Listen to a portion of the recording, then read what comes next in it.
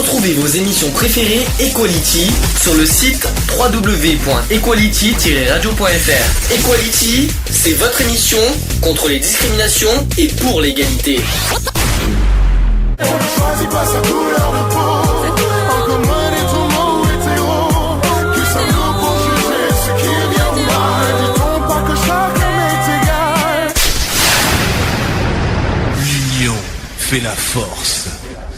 Bonjour à tous, bienvenue dans l'émission Equality, c'est la reprise après 6 mois d'absence, ça y est, c'est reparti pour de nouvelles aventures, une nouvelle saison, la 3e saison d'Equality. Alors je vais repréciser pour ceux qui ne connaissent pas l'émission le principe et le concept de cette émission. Donc c'est une émission basée, c'est une mission militante contre toutes les formes de discrimination, je précise toutes les formes de discrimination, parce qu'il y en a, on parle beaucoup d'homosexualité, tout ça, mais notre particularité, on évoque tout, donc la santé, le racisme, la misère, qu'on va en parler le 12 octobre prochain, ça sera pour la journée mondiale contre la misère, on fera une émission spéciale le 12 octobre prochain. Petite nouveauté de cette saison, comme vous savez, pour ceux qui connaissent bien l'émission, les 2 saisons précédentes, j'avais fait avec 2 chroniqueurs, c'était Alex et René, qui cette année ne sont pas là. Donc je me suis dit, qu'est-ce que je vais faire cette année? Eh bien, je vais vous proposer cette année d'être les co-animateurs de l'émission, c'est-à-dire que vous, les auditeurs, vous participerez à l'émission, vous serez mes co-animateurs en quelque sorte, donc vous pourrez bien sûr, comme d'habitude, comme toujours, témoigner, réagir sur les différents sujets qu'on parlera, mais cette fois, je propose pour cette nouvelle saison que ce soit vous les co-animateurs. Je trouve ça normal que les auditeurs soient récompensés par rapport à ça. Je vais commencer par les discriminations fondées sur l'orientation sexuelle. Alors, le centre publie aujourd'hui ces chiffres, enfin ça a été publié en 2013, relatif à la discrimination fondée sur l'orientation sexuelle. En 2012, il a enregistré 82 dossiers sur un total de 1315 dossiers de faits présumés de discrimination, soit 6,2% du total. Si ce chiffre est comparable à celui de 2011, c'est-à-dire 89 dossiers, le centre constate néanmoins une nette augmentation des dossiers concernant des faits de violence homophobe, parfois extrêmes. Ces dossiers se répartissent comme suit. Alors, outre les 13 dossiers d'agression physique, dont une dans le contexte de l'enseignement et un dossier de violence policière, il y a eu 40 dossiers qui concernent des cas de harcèlement, dont les conflits de voisinage et les conflits de travail. Donc ça, ce sont les 2 gros dossiers, voilà, sur l'orientation sexuelle en 2012. Ainsi que des discours publics de haine. Malheureusement, comme tiens, vous avez vu en Russie ce que ça a donné. Mais là, on parle de la France, hein, on est bien en France. Hein. Alors ensuite, les autres dossiers concernent principalement des faits présumés de discrimination à l'embauche, ou dans les relatifs de travail, ou dans l'accès au logement. Donc enfin, le centre a régulièrement été interpellé sur les questions de grossesse et d'adoption par des couples de même sexe. De manière générale, le centre observe une dimension homophobe dans près de 2/3 de ces dossiers, s'appuyant sur des préjugés, de la haine ou du mépris à l'égard des personnes lesbiennes, c'est-à-dire lesbiennes et gays, particulièrement à l'égard des hommes homosexuels. Le centre a constaté une infraction de la loi antidiscrimination dans 60% des dossiers. Les chiffres semblent indiquer que les femmes lesbiennes sont moins touchées par la discrimination et que le nombre d'agressions les visant reste faible. Il faut interpréter cette donnée avec prudence, dans la mesure où ces agressions prennent souvent la forme de violences sexuelles et sont enregistrées comme telles sans que la dimension homophobe ne soit retenue. Ensuite, il reste difficile de conclure sur base de ces chiffres si on assiste ou non à une réelle augmentation de la violence homophobe. Les médias ont en effet consacré plus d'attention à ce phénomène suite au meurtre homophobe perpétré en 2012. Il n'est pas exclu que cela ait incité d'autres victimes à porter plainte. Et de manière générale, les agressions et discriminations à caractère homophobe sont sous-rapportées. En outre, dans des raisons d'ordre psychologique, par exemple le refus d'une victimisation, la honte aussi, ou l'homosexuel non connu. Voilà, donc ça c'est le bilan des discriminations et orientation sexuelle. Ce sont des chiffres qui ont été mis en mars dernier et que je souhaitais vous partager pour ceux qui ne les connaissaient pas. Deuxième discrimination, la discrimination au travail. Alors c'est un chiffre quand même qu'il faut bien constater, qu'il ne faut pas mettre à l'écart. 3 actifs sur 10 se sentent concernés par la discrimination. 3 actifs sur 10, c'est-à-dire 30% des salariés sont concernés par les discriminations. Je vous demande pardon pour les bafouilles, hein, c'est la fatigue, et en plus c'est la reprise, hein, donc après 6 mois, je vous demande pardon pour ça. Alors, 3 actifs sur 10 déclarent avoir été victimes d'au moins une discrimination au travail et la grande majorité estime que la crise accroît le risque d'être touché, selon un baromètre de l'IFOP en décembre 2012. Alors, 29% des agents publics sont interrogés. Selon la 6e édition du baromètre réalisé pour le Défenseur des droits et l'Organisation internationale du travail, 29% donc des agents de la fonction publique et 30% des salariés du privé déclarent avoir été la cible de discrimination au moins une fois. En 2011, ils étaient 26% dans cette situation dans le public et 28% dans le privé. Pour les personnes interrogées, dont 34% ont été témoins d'au moins une discrimination, la crise et la détérioration de la situation sur le marché de l'emploi exercent une forte influence sur la fréquence des discriminations dans le travail. 81% d'entre elles jugent en effet que cela augmente le risque. Concernant l'âge, les principaux critères de discrimination cités par les victimes sont liés à l'âge. Voilà, donc en particulier dans le privé, 32% sont concernés dans le privé, dont 20% et contre 20% dans le public. Imaginez le truc. Hein. Ensuite, discrimination liée au sexe, 22% dans le privé et 26% dans le public. Ensuite, discrimination liée sur la grossesse ou la maternité, 21% dans le privé et 24% dans le public. Et enfin, les femmes sont ainsi plus touchées que les hommes. Ça, il faut aussi le souligner. 11 points il y a plus 11 points dans le privé et 8 points dans le public par rapport à l'année précédente. C'est quand même énorme. Hein. Les responsables désignés par les victimes sont la direction et le supérieur hiérarchique direct, suivi des collègues de travail. Malheureusement. Près de 4 personnes sur 10 rapportent par ailleurs n'avoir rien dit, 40% dans le public et 38% dans le privé, principalement parce qu'elles pensaient que cela n'aurait rien changé. Voilà. Malgré cette résignation apparente, la quasi-totalité des personnes sondées, ils sont 90% dans le public, 99% dans le public et 98% dans le privé, jugent important de lutter contre les discriminations. Alors, imaginez la cause. Oui, voilà, tout le monde, quasiment demande à ce que la discrimination soit mise en avant dans le domaine du travail. Ensuite, à compétence égale, les sondés estiment par ailleurs qu'être atteint d'une maladie grave ou chronique est le premier inconvénient pour être embauché ou progresser dans la carrière. Alors ils sont 69% dans le public et 65% dans le privé. Devant l'appartenance et la communauté des gens du voyage, sont 68% dans le public et 65% dans le privé. Puis le fait d'être handicapé, ils sont quand même 57% dans le en public et 53% en privé. C'est quand même des chiffres énormes, hein, il faut quand même le souligner. Ce ne sont pas des petits chiffres. Voilà, la discrimination est vraiment imposant et très fréquent dans le domaine du travail. Et je pense qu'il faut quand même bien le souligner, en parler. Voilà, au niveau du travail, c'est quand même alarmant, quoi. Il faut quand même le souligner. Donc voilà, donc ça c'est. Je finis aussi parce que les sondés citent aussi le fait d'être obèse, donc apparence physique, 56% dans le public et 48% dans le privé. Le fait d'être transsexuel, et oui. Ça existe, 48% dans le public et 47% dans le privé. Le fait d'être étranger, donc aussi du racisme, l'origine ethnique si vous préférez aussi, 49% dans le public et 40% dans le privé, et encore aussi les syndiqués, 25% dans le public et 34% dans le privé. C'est peut-être faible, mais ça existe quand même. À noter que le sociologue Jean-François Amadieu, spécialiste des organisations du travail, dirige l'Observatoire des discriminations qu'il a créé en 2003, qui dresse un portrait sans concession des pratiques de management en France.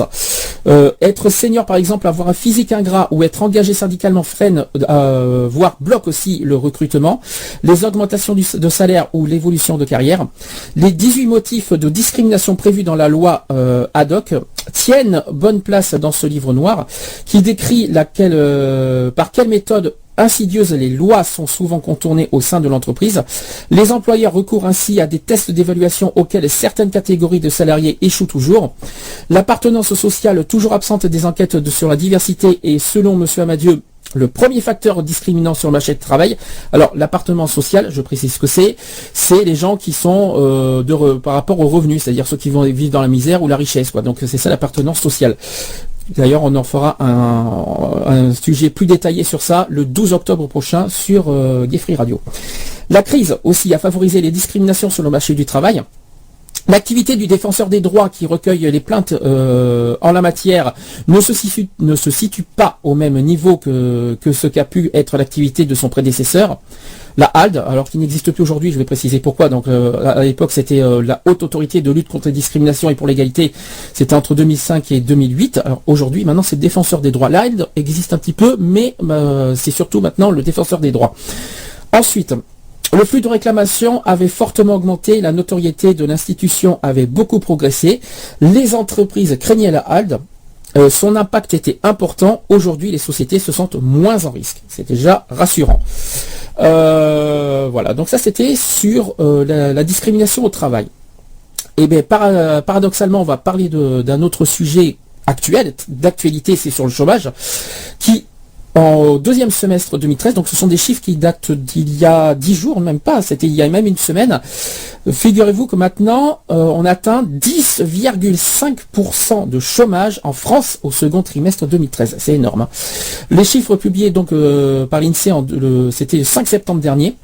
Donc c'est une augmentation de 0,1% par rapport au mois dernier. C'est quand même énorme. Hein. On a dépassé les 10% alors qu'on nous a promis de baisser le chômage, c'est pas encore gagné. Les imprécations du gouvernement n'y ont rien changé. Le taux de chômage continue de progresser. Donc cette progression de 0,1% est bien accueillie par le ministre du Travail, qui aujourd'hui c'est Michel Sapin. Alors Michel Sapin qui nous dit: la situation du marché du travail s'améliore progressivement et il dit aussi que l'action du gouvernement sur le front économique et le front des politiques de l'emploi commence à porter ses fruits. Voilà. Poursuit le locataire de la rue Grenelle. Donc, il est vrai que l'augmentation est moins importante que ces derniers mois. Pour autant, l'INSEE acte pour la première fois le dépassement de 3 millions de chômeurs, toujours au sens du BIT. C'est-à-dire, voilà. Le taux de chômage flirte même avec les taux historiques de 1997. Il avait à l'époque alors atteint 10,9%. On n'a pas encore atteint les grands records, mais on n'en est pas loin. Puis je pense avant la fin de l'année, on va y être de toute façon. Donc ensuite, si ce taux de chômage des hommes se stabilise à 10,4%, c'est-à-dire 1 556 000 personnes chômeurs sont des hommes, les femmes augmentent quant à lui de 0,1%, alors elles sont actuellement à 1 446 000 femmes chômeurs. Hein. Cette différence se retrouve aussi chez les 15-24 ans. Voilà. Les chiffres de l'INSEE montrent une régression de 0,9% pour les jeunes hommes, tandis qu'ils attestent une progression de 0,5% pour les femmes. Les 15-24 ans sont par ailleurs la seule catégorie d'âge à obtenir une diminution avec moins de 0,3% par rapport au trimestre précédent. Elle reste pour autant la plus touchée avec un taux de chômage de 24,6%. Voilà. La catégorie dite des seniors, c'est-à-dire ceux qui ont 50 ans et plus, reste quant à elle stable, les femmes ayant mieux résisté que les hommes. Chez les seniors, on parle. Hein. Malgré l'annonce aussi de l'Organisation de coopération et du développement économique d'un taux de croissance supérieur à celui attendu en fin d'année, c'est-à-dire moins 0,3%, c'est ce qui était attendu et ce n'est pas atteint, les perspectives ne peuvent être qualifiées de réjouissantes. Par rapport à l'an dernier, l'étude de l'INSEE montre tout de même une augmentation de 0,7% du taux de chômage, quand même, en un an. C'est quand même énorme. On va revenir sur un sujet évidemment qu'on n'a pas pu faire la saison précédente, que je vais pouvoir faire aujourd'hui. C'est au sujet du mariage pour tous. Alors enfin, ça y est, la France a adopté la loi du mariage pour tous. Enfin, merci qui d'abord au PS, merci à Christiane Taubira, merci au PS, tout le parti PS qui nous font confiance et qui y croient à ce projet de loi, même s'il y a eu pas mal de problèmes, vous le savez, avec tout ce qui s'est passé entre Brigitte Bardot, entre tout le monde qui ont tout fait pour casser cette loi. Malheureusement, ils n'y sont pas arrivés. Alors c'est pas fini, parce que maintenant il va y avoir le projet PMA qui va pas tarder à arriver. Alors ça va être beaucoup plus difficile, mais on est là, on va se battre, on va tout faire pour se battre pour que ce projet de loi aussi passe. Voilà, on va reparler en détail. Donc d'abord, je vais parler des grandes dates du texte de ce mariage pour tous. Donc ça a commencé le 7 novembre 2012 avec une présentation du projet de loi au Conseil des ministres. Ensuite, ça a continué le 12 février 2013 avec l'adoption du projet de loi en première lecture à l'Assemblée nationale après 109 heures et 30 minutes de débat répartis sur 24 séances. C'est quand même un record. Dont 90 présidés par Claude Barthelone, ce qui constitue bien sûr le record comme je viens de le dire. Par sa longueur, ce projet de loi se place à la 7e place des textes de loi les plus longuement débattus de la 5e République. Voilà, il y a eu 4999 amendements pour pas dire 5000. C'est la bafouille. Ayant été discutés et tous les articles ayant été adoptés, le texte a été soumis au vote solennel des députés. Le texte a été adopté donc à l'Assemblée nationale pour la première lecture par 329 voix contre 229. C'est quand même pas mal, c'était pas serré non plus. Voilà. Ensuite, le 12 avril 2013, l'adoption de ce projet de loi en première lecture par le Sénat. Le vote final sur l'ensemble du projet de loi s'est fait à main levée. Aucun sénateur n'ayant demandé de vote public au passage. Toutefois, à la demande des sénateurs, le compte-rendu de la séance mentionne les intentions de vote de chacun, avec un score de 170 pour et 165 contre. Là, c'était vraiment juste, on a eu chaud, mais le principal, c'est que c'est passé. Le 23 avril 2013, l'adoption définitive du projet de loi par l'Assemblée nationale par 321 voix pour contre 225. Voilà.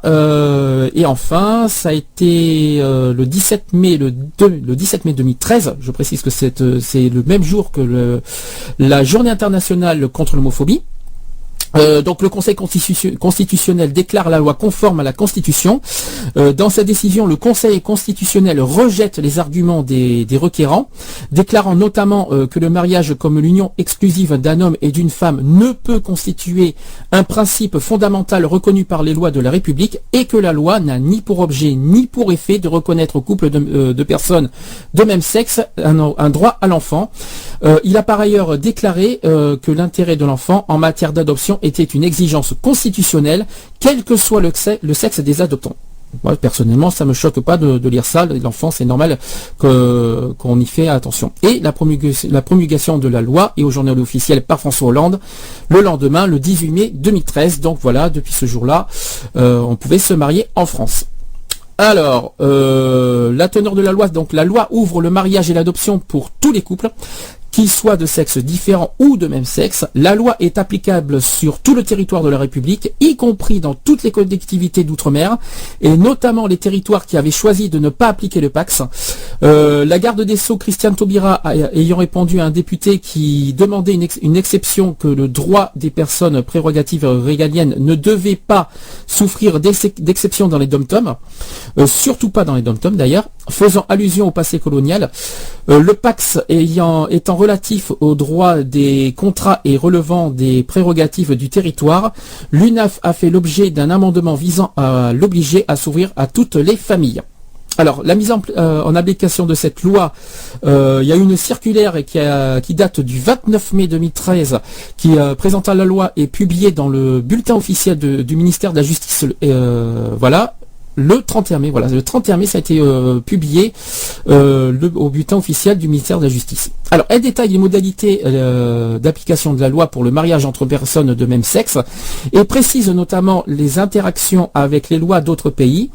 Donc les règles de conflit de loi en matière de mariage et impossibilité de prononcer le mariage dans certains cas, reconnaissance d'un mariage homosexuel contracté en France par des ressortissants étrangers dans leur pays d'origine, reconnaissance des mariages entre personnes de même sexe célébrés à l'étranger avant l'entrée en vigueur de la loi. Et il y a eu le premier mariage entre deux personnes de même sexe enregistré à l'état civil et celui de Dominique Adamski et Francis Dekens, mariés en Belgique en 2006. Parce que c'était pas en France le premier mariage. Il y a eu en Belgique donc un mariage depuis 2006 qui ont fait retranscrire ce mariage dans leur commune, c'est-à-dire à Cailleux-sur-Mer. Le 29 mai 2013, Hélène Mandrou, maire de Montpellier, célèbre le premier mariage de personnes de même sexe en France, unissant Vincent Autain et Bruno Boileau. Je pense que vous avez beaucoup entendu parler de ce mariage, de ce premier mariage, avec beaucoup de photos, beaucoup les médias qui vous avez vu en direct sur BFM TV normalement. Vous en avez entendu parler dans les radios. Donc très très médiatisé ce mariage. J'en parlerai après de ça. Ensuite, le 1er juin 2013, les premiers mariages entre deux femmes ont eu lieu à Saint-Jean-de-la-Ruelle et à Montpellier. Donc ça fait quand même 2 fois à Montpellier si vous réfléchissez. Et en fin août 2013, il y a eu la radio France Inter qui estime à 596 le nombre de mariages entre personnes de même sexe en France lors des 3 premiers mois depuis l'application de la loi dans les 50 plus grandes communes françaises, soit environ 1% du total des mariages célébrés durant cette période. C'est quand même énorme. Hein. Voilà, donc je voudrais revenir aussi sur cette histoire de... Je ne sais pas ce que vous en pensez, si vous avez des réactions sur ce sujet-là, n'hésitez pas à m'appeler au 05 35 004 024. Le téléphone fonctionne bien, je vous rassure. Hein. Vous pouvez nous parler en direct. Alors, je voudrais, moi personnellement, sur l'histoire du premier mariage en France le 29 mai 2013, je trouve que ça a été surmédiatisé. Je trouve que on en a fait des tonnes. Je trouve que ça a été trop médiatisé. Je pense qu'il y a eu d'autres mariages qui méritaient autant, d'être connus, d'être reconnus par les médias. Je pense qu'on en a un peu trop fait sur ce premier mariage. Maintenant, c'est publié partout dans le monde. Voilà. Moi, j'ai pas trop apprécié cette surmédiatisation. En revanche, félicitations quand même au premier couple marié, au premier couple de même sexe marié en France. J'espère qu'il y en aura plein d'autres à venir en 2014. C'est pas fini, hein. Il y en a encore sûrement en 2013 qui vont se faire, mais bon. Il y a quand même, on estime à 596 couples hein, quand même. Hein. C'est quand même énorme hein, quand on y réfléchit. Alors, petit détail sur ce projet de loi. Alors, je vais quand même y revenir. Ce projet de loi ne modifie pas le régime actuel du mariage. Il rend simplement sa célébration possible entre 2 personnes de même sexe résidant en France. Deuxième point, le projet modifie pour ces personnes le régime des noms de famille. Troisième point, l'adoption en droit français étant ouverte aux personnes célibataires, hétérosexuelles comme homosexuelles et aux couples mariés, le projet de loi ouvre par conséquent l'adoption conjointe d'un enfant par les 2 époux de même sexe ou l'adoption de l'enfant de conjoints de même sexe. D'accord, ça c'est très important. Quatrième point, le projet de loi reconnaît les mariages entre 2 personnes du même sexe à l'étranger. Ensuite, il prévoit, quand cela est nécessaire, des adaptations au code civil et à 12 autres codes, donc comme le code de procédure pénale ou le code des transports, ainsi qu'à 4 autres grandes lois. Les mots père et mère. Ça a été un énorme débat, je ne sais pas si vous vous en souvenez de cet énorme débat qu'il y a eu à l'Assemblée nationale. Donc les mots père et mère qui sont remplacés par le mot parent et les mots mari et femme. Voilà, c'était le grand débat que le mot parent, quoi. Ça a été, l'UMP a été scandalisé par ça. Je vois pas ce que ça choque, mais voilà. Maintenant, c'est remplacé par le mot parent et aussi donc les mots mari et femme sont remplacés par les mots époux. Voilà, donc c'est pas très choquant de remplacer ça par ces mots-là. Donc ces modifications ne concernent pas les actes d'état civil et le livret de famille, ça c'est important à dire aussi, dont la forme n'est pas régie par la loi. Alors revenons sur un sondage qui a eu lieu il n'y a pas longtemps. Dans un sondage exclusif, les Français expriment une opinion qui paraît désormais tranchée sur le mariage pour tous. 60% disent oui au mariage pour tous. En revanche, ils disent non à 54% à l'adoption et à 53% au recours à la procréation médicalement assistée. Donc c'est quand même, c'est pas terrible à voir. Donc l'adoption de toute façon est passée. Voilà, ça s'est passé, même s'ils sont 54% contre. Et la PMA qui devrait pas, ça va pas tarder à être en débat, ils sont 53% contre. Voilà. Premier enseignement, donc le dossier n'est clairement pas inscrit sur l'agenda 2013 des Français. 6% seulement considéré qu'il s'agit d'une question prioritaire. Et ce qui est étonnant, en période de crise, les demandes portent d'abord sur l'économique et le social.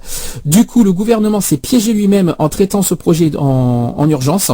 Oui, parce que c'est vrai que voilà, c'était peut-être pas forcément la première... C'est vrai que est-ce qu'on peut dire que le mariage pour tous devait être prioritaire par rapport à certains trucs. Moi, c'est vrai que ça aurait pu attendre un petit peu. Il fallait d'abord peut-être résoudre les sujets de la crise, le chômage, tout ça. Je pense que c'est clair, net et précis. Le mariage pour tous, c'est peut-être pas forcément la priorité absolue ces jours-ci. Surtout que je vais en parler tout à l'heure. Le budget 2014, c'est vraiment très très inquiétant. Je vous en dirai pourquoi, parce que les impôts vont augmenter, je ne sais pas si vous êtes au courant, il va y avoir la hausse de la TVA le 1er janvier prochain à 20%, j'en parlerai tout à l'heure de ça, dans les actus politiques. Alors, Sur ce sondage aussi, le deuxième enseignement, le gouvernement voit s'effriter une adhésion qui semblait hier acquise. Si une large majorité, 60% des sondés, continuent de penser que les homosexuels ont le droit de se marier, ils sont désormais une minorité à estimer que ces mêmes couples devraient avoir accès à l'adoption ou à la procréation médicalement assistée, c'est-à-dire la PMA. Ils sont respectivement 46 et 47% d'avis favorables, donc en dessous des 50 malheureusement. Alors, les arguments des opposants. Alors on va essayer de décortiquer ça. Donc ces chiffres sont à mettre en regard avec ceux d'avant la campagne présidentielle. Par exemple en juin 2011, 63% des Français étaient favorables au mariage homosexuel et 58% prêts à accepter que les couples homosexuels adoptent. Donc ça c'était en 2011. Ce revirement est à mettre en relation avec l'intense campagne menée par les opposants, donc l'UMP et le Front National entre autres, qui ont visiblement su trouver des arguments convaincants, notamment les droits des enfants. Voilà. Ce basculement est particulièrement net à droite, bien sûr, sans surprise, en août 2012, depuis août 2012, 46% des sympathisants UMP étaient encore favorables au mariage homosexuel, ils ne sont plus que 33% aujourd'hui. Imaginez le truc. Alors, idem aussi pour l'adoption. Les 38% favorables à droite sont réduits à une peau de chagrin, c'est-à-dire 22%. Voilà, c'est vraiment triste à voir quand même. Alors mais cette opposition tranchée entre droite et gauche ne doit pas masquer des clivages sociologiques plus subtils. Ainsi, si la situation sociale ou le niveau de diplôme ont peu d'influence sur le positionnement de chacun sur ce dossier, l'âge et le sexe dessinent des lignes de partage marquées. En gros, les jeunes et les femmes se montrent nettement plus ouverts que les hommes et les personnes âgées qui défendent une vision plus traditionnelle de la famille. Alors, qu'est-ce qu'on peut en penser personnellement de ce basculement ? Je pense que, je ne sais pas si vous vous en souvenez, on avait vu dans l'Assemblée nationale, je pense que c'est surtout, j'espère ne pas dire de bêtises, que en fait le PS n'a pas vraiment écouté les propos des UMP par rapport au mariage pour tous, donc je pense que c'est pour ça que le chiffre a vraiment réduit, surtout à l'Assemblée nationale, parce qu'il y a eu des incidents à l'Assemblée nationale, je sais pas si ça a failli en arriver aux mains, ça mettait même jusqu'aux insultes, ça a été très très très loin à l'Assemblée nationale, et je pense que c'est ça qui a fait basculer au niveau des chiffres, c'est-à-dire que voilà, le PS a fait passer le projet de loi sans écouter l'opposition. Je pense que c'est surtout ça. Et bien sûr, avec tout ce qu'il y a eu aussi, avec tous les propos injurieux qu'il y a eu aussi sur les homosexuels par Brigitte Bardot, par Civitas, par la Manif pour tous, par rapport à tout ça, ça a dû aussi peut-être certainement un peu influencer les Français, qui malheureusement donnent le résultat avec ces chiffres aujourd'hui qui sont faibles. Donc ça c'est ce que je pense. Si de votre côté, si vous avez vos propres opinions, vos arguments à ce sujet, n'hésitez pas à m'appeler au 05 35 004 024. Je me demande, vous êtes un petit peu timide, j'ai l'impression aujourd'hui. N'ayez pas peur, je vais pas vous mordre. C'est vous les co-animateurs du jour. Vous m'appelez, vous témoignez, vous dites ce que vous en pensez. N'hésitez pas. Appelez-moi 05 35 004 024, c'est gratuit, c'est pour ceux qui ont des téléphones illimités, que ce soit sur le portable ou sur votre fixe, le téléphone n'est pas du tout surtaxé, c'est pris, c'est comme un téléphone fixe, donc vous pouvez m'appeler tranquillement, sans problème et gratuitement, pour ceux qui ont bien sûr des forfaits illimités gratuits, évidemment. Voilà, donc ça, c'était la parenthèse. Oui, il y a bien sûr une troisième raison, bien sûr, pourquoi il y a eu ce basculement des chiffres. Il y a eu aussi ce positionnement catholique. Évidemment, on peut pas les oublier. Donc, un élément qui pourrait expliquer le positionnement étonnant des catholiques sur ce sujet. Si les pratiquants restent le fer de lance de l'opposition au projet, très en décalage avec le reste de la société. Par exemple, 4 sur 10 se déclarent favorables au mariage et 3 sur 10 partisans de l'adoption, ce qui n'est pas rien quand même au niveau des catholiques. Quand même, faut pas oublier qu'on est au niveau des chiffres, j'en ai entendu parler, on est 2,3 milliards de catholiques dans le monde. Voilà, et je pense pas qu'ils sont si réticents que ça sur le mariage pour tous, sinon ça ferait très longtemps, par exemple aux États-Unis, que ce projet coulerait. Parce qu'il y en a beaucoup aux États-Unis quand même aussi. On sait aussi que les femmes constituent la majorité des catholiques pratiquants, ce qui explique sans doute la persistance d'une minorité réfractaire au positionnement de l'Église. Voilà. Il reste quand même une question. Les mauvais sondages suffiront-ils à faire reculer le gouvernement ? Non, bien sûr, pour le mariage pour tous, vous comprenez. Non, bien sûr, vous avez vu l'exemple. Et je pense que pour la PMA, ils vont pas flancher non plus. Ils vont tout faire pour faire passer cette loi. J'ai aucun doute sur le gouvernement qui va tout faire pour défendre ce projet de loi. Par contre, je m'attends bien sûr à toutes les injures impossibles, imaginables au niveau des homosexuels. D'ailleurs, je vais vous passer quelques petits reportages sur ça. Honteux, franchement honteux. Vous allez me dire ce que vous en pensez après, pour ceux qui peuvent. D'ailleurs, le chat est ouvert, au fait. J'ai oublié de vous dire que vous pouvez aussi réagir sur le chat www.equality-radio.fr. Pour ceux qui hésitent à m'appeler sur le téléphone, vous avez cette possibilité de témoigner sur le chat de l'émission.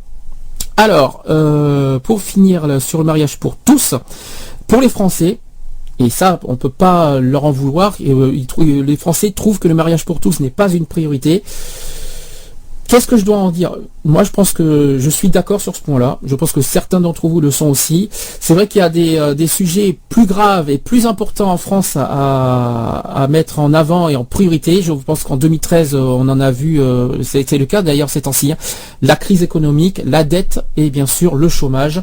Voilà, je pense que ces trois sujets sont les trois priorités en France à mettre en avant, et pas forcément le mariage pour tous et la PMA, qui sont effectivement des sujets secondaires, mais on ne peut pas non plus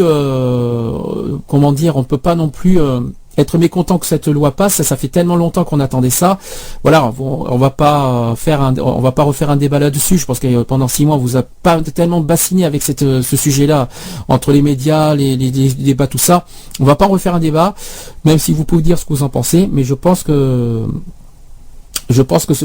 effectivement, il y avait des sujets plus graves effectivement à mettre en avant là, je pense qu'aujourd'hui avec le chômage, je vous en ai parlé tout à l'heure, le chômage qui est à 10,5%, j'espère que le gouvernement va réagir au plus vite et ne pas traîner.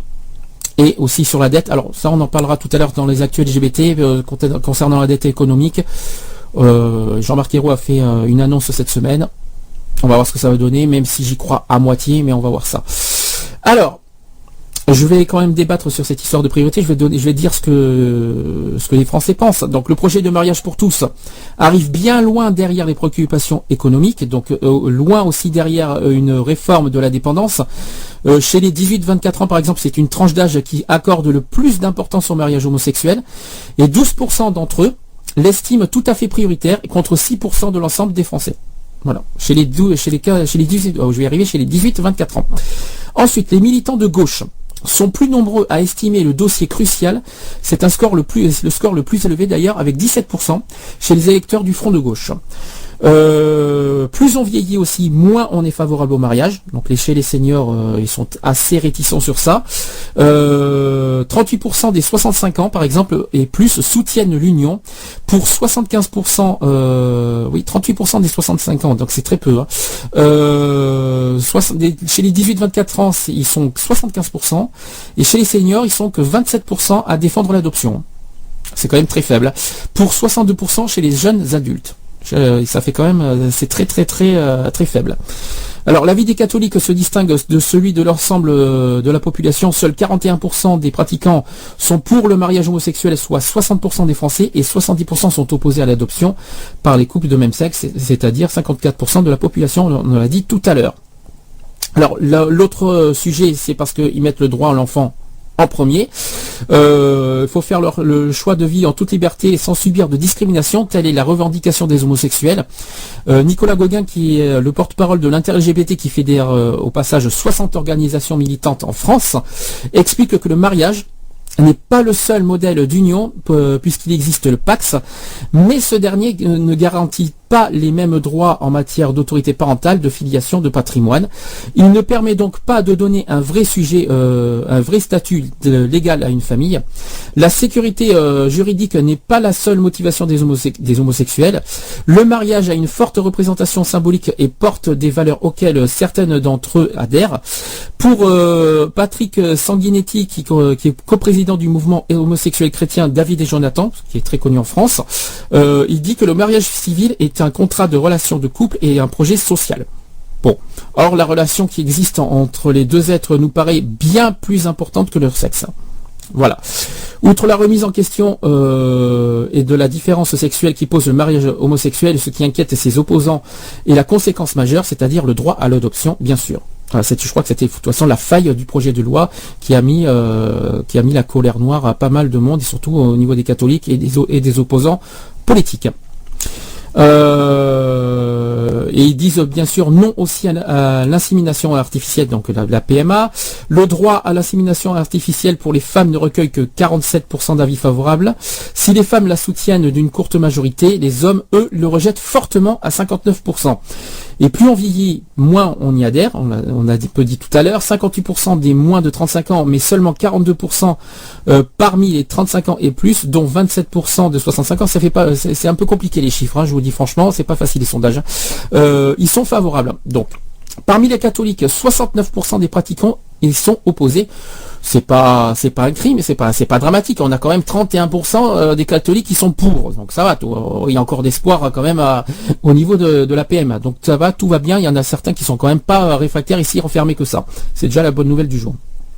Alors, certains aussi préfèrent l'union civile plutôt que le mariage. Voilà, chez les homosexuels, il y en a qui préfèrent plus l'union civile que le mariage homosexuel. Alors c'est vrai qu'on se marie pas à l'église, hein. Malheureusement, on se marie à la mairie. C'est déjà pas mal, hein. On n'est pas non plus... mais c'est déjà pas mal. Plus encore que l'ouverture du mariage au couple homosexuel, l'alternative de ce que représenterait une union civile sans ouverture à l'adoption ni à la PMA est soutenue par une majorité de Français.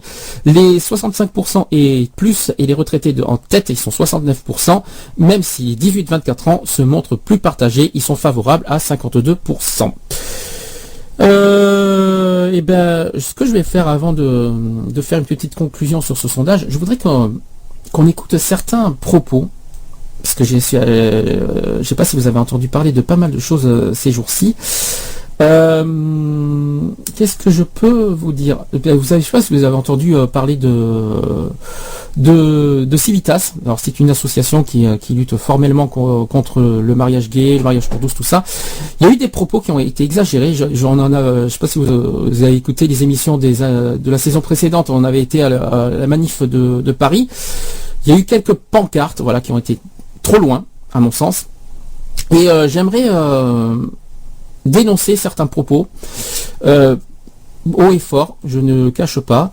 On va en parler longuement si j'arrive à trouver les sujets parce que j'ai pas préparé. Je vais vous faire écouter quelques extraits, quelques propos sur ça. Par exemple, voilà, Civitas. Écoutez ça, c'est très très grave. Je sais pas ce que vous en pensez, mais écoutez ça. Le mariage pour tous, puis alors avec des chiens, avec des chats, avec des singes, et quoi après? Ça va aller jusqu'où ça? Les enfants, c'est pour un homme et une femme. Ça n'est absolument pas pour des homosexuels. Je trouve ça diabolique et monstrueux. Mais pourquoi le diable, dites-moi? Deux hommes qui vivent ensemble, adopter un enfant. Imaginez le père, un des deux va travailler. Et que l'autre abuse de l'enfant, ça sera de génération en génération ça deviendra homosexualité, de génération en génération. Merci Dieu de nous avoir entendus et de nous donner des trucs trash à diffuser pour faire de l'audience. Alléluia! Alléluia! La suite. Voilà. Alors, on est diabolique. Voilà, on est diabolique, vous avez vu, on a des cornes partout. C'est nouveau. Alors, je sais pas si vous avez vu aussi certains propos de Civitas, que ce qui m'énerve par-dessus tout, c'est que on mélange le mariage pour tous et l'homosexualité. Je ne sais pas si vous avez vu certaines pancartes des anti-mariage pour tous.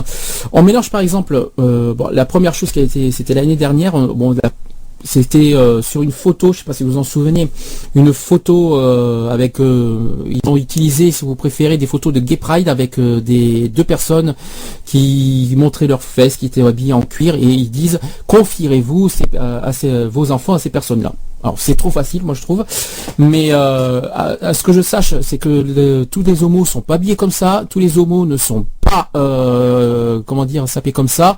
On n'est pas, les homos ne font pas tous les gay pride, on n'est pas tous des folles, on n'est pas tous on n'a pas tous le plume dans le je vais lui dire, on n'a pas tous les plumes dans le cul. Je vais être trash parce que je suis tellement en colère sur ça que je vais pas me gêner.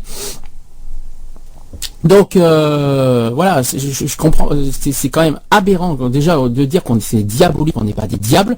Nous ne sommes pas des ratés de la société. Je pense que ça fait quand même maintenant plus de 20 ans que l'homosexualité, non, ça va faire 20 ans, ça fait 20 ans cette année, si je me trompe pas, que l'homosexualité est reconnue n'étant plus une maladie mentale. Oui, ça fait 20 ans cette année, oui, ça a été en 93. Voilà, donc c'est idiot, c'est ignoble, c'est scandaleux. C'est plutôt eux qui sont scandaleux de dire des propos comme ça, de traiter des êtres humains comme ça, parce qu'il faut pas oublier que nous sommes des êtres humains, nous ne sommes pas des bêtes, je sais pas, des bêtes de foire ou tout ce que vous voulez, nous ne sommes pas des ratés, nous sommes quand même des êtres humains. C'est quand même grave de dire qu'on est diabolé, qu'on est ici, qu'on est là. Au niveau des pancartes, oui, c'est ça. Donc ils confondent mariage pour tous et homosexualité. Quand je vois par exemple sur les panneaux homosexuel égale pédophile, c'est très grave. Franchement, on n'est pas des pédophiles. Les pédophiles, ce sont des personnes qui draguent des mineurs. À ce que je sache, tous les homos ne draguent pas des mineurs. Il y a même des hétéros qui draguent des mineurs. Je ne sais pas si vous avez vu certains reportages télé. Quand vous avez à faire des reportages des scandales aussi au niveau de la pédophilie, à ce que je sache, c'est pas marqué homo sur le front. C'est souvent des pères de famille en plus. Comment on peut dire que les homos sont des pédophiles alors que quand on regarde ce qu'on voit à la télé, c'est souvent soit des pères de famille, soit des prêtres en plus. C'est quand même des prêtres en plus. Alors, on a vu ça en Belgique, c'était un truc de fou. Voilà, c'est ignoble. C'est surtout ça qui est ignoble. Autre chose qui est ignoble, alors au niveau, voilà, il y en a certains qui disent que je suis homo, il y en a qui disent je suis PD. Voilà, c'est peut-être ça qui a influencé, qu'on a utilisé en disant je suis PD, je l'assume. Moi personnellement, je dis haut et fort, je ne suis pas PD, je suis homo. Pourquoi ? Parce que PD veut dire, pour moi, à mon sens, pédophile ou pédéraste, c'est-à-dire draguer des adolescents ou des mineurs. Excusez-moi, quand on dit je suis PD, je l'assume. Forcément, littéralement parlant, les opposants les utilisent. Voilà, c'est pour ça que ça nous joue en notre défaveur. Quand on emploie ce mot, ça se retourne contre nous.